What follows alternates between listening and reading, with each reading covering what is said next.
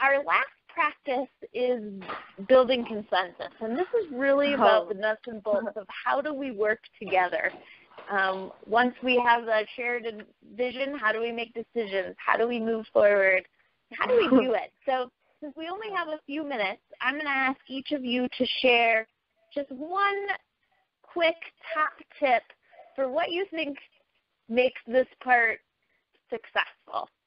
How can you move forward together in a partnership? Deborah, do you want to get us started? So when you talk about consensus and just defining that, it's supporting a decision in the best interest of the whole, right? I think a consensus model is very important when you're working with different sized organizations, be it large ones, small ones, and then understanding the value that each entity brings to the table, because we all bring value. No matter how big you are or small you are, we each have value, and I'm going to say that value is probably equal. In more than likely it's equal. And so consensus means to me that there's no big I and little you. And approaching decision making in that manner, and understanding that even though it may not be favored, the decision may not be favored by each individual, we build around solidarity, right? Because it's best for the whole. It takes a lot of work to do it, but I believe it's worth the time to use that as a model to come up with decisions. Great. Gayle, what would you add to that?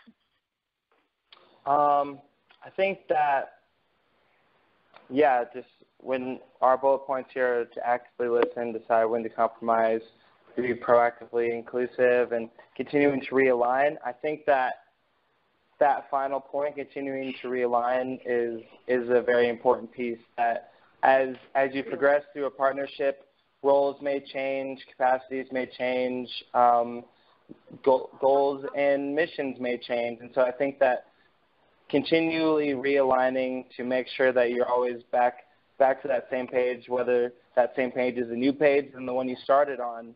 I just think that's going to be one of the keys to staying successful, is that you make sure that you're realigning periodically so that you're still working towards your goals or achieving your past goals and then moving on to your new goals.